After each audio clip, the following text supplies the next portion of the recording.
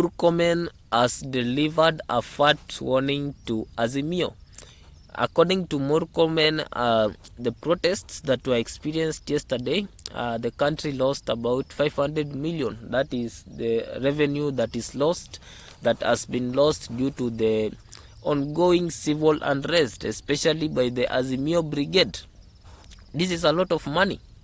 500 million. I'll say if you can give Raila 1 million each month and he keeps quiet, what is the use of losing 500 million each day?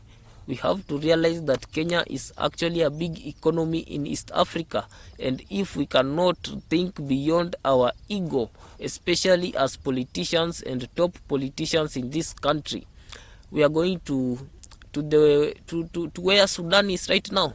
Because what brings this kind of problem is this situation of whereby everyone is right, whereby Raila says I'm right, where Ruto says I'm right, where Murkomen says I'm right. And this kind of situation will only lead to more problem, because everyone thinks they are right and they keep sticking to their positions, regardless of the fact that many Kenyans are suffering.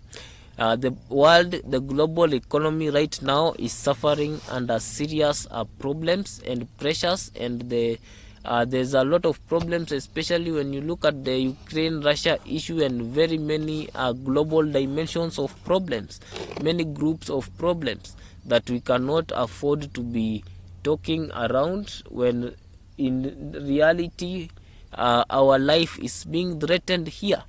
If we are talking about demonstration, protests, wars and everything, economic activities are being destroyed.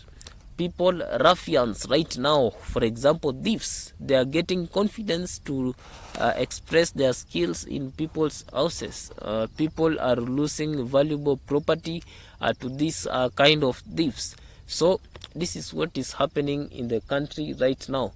So Murkomen should advise Ruto to really consider using softer steps, because what is happening, if it continues to happen like this, who is losing the most? It is William Ruto, not Raila Odinga, because the more the economy is damaged, the more things are going out of control, the more difficult it becomes to manage this economy and really bring the country forward.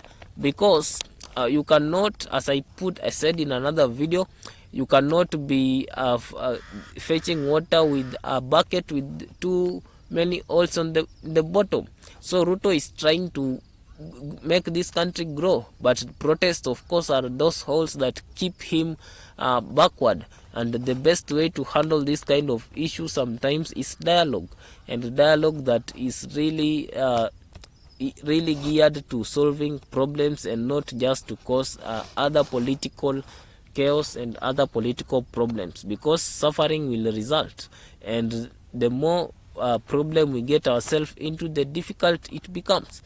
Even as we speak right now, Kenyans are still suffering, sorry to say this, under the effects of what happened in 2007, and that period was less than 6 months of disorder. Let us save our ship before it capsizes and leads us to more difficult problems that may not be solved anytime soon.